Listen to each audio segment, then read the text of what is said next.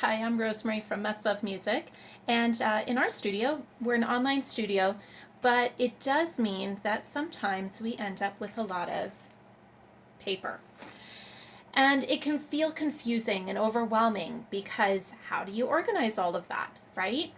You could keep things digital, and that works really well for some people, and other people, they need paper. As you can imagine, I kind of like paper too. So, how do we organize all of this, right? We could have lots of different binders, kind of like I have back there, but then you have to remember which binder did I put this in and who wants to do that, right? So, here's a simple way of going from this to organized. Go ahead and get a binder. It can be a 1/2 inch binder up to a full inch binder. Feel free to decorate the front of it as much as you want. In fact, for younger students, I think it's a really great idea to personalize the binder. And then what you're going to do is you're going to include tabs.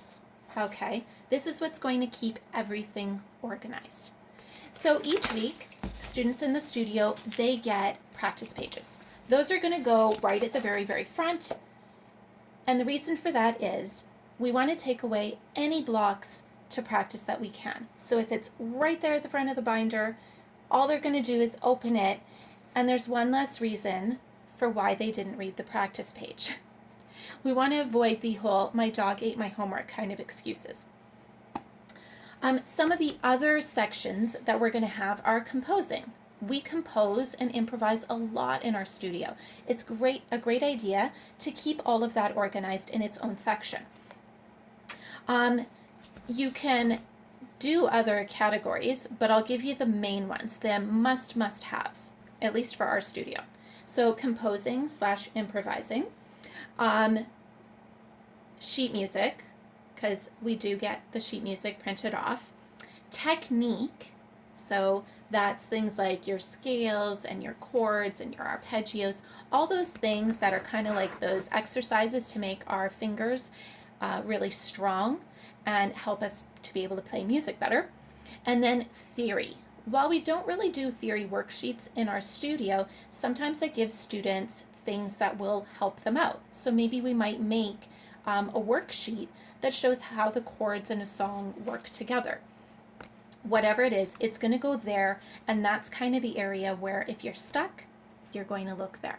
Okay, so very easy. You could probably get like a 5-tab, but composing and improvising, sheet music, technique, and theory. Those are kind of like your 4 main ones, and practice pages go at the front.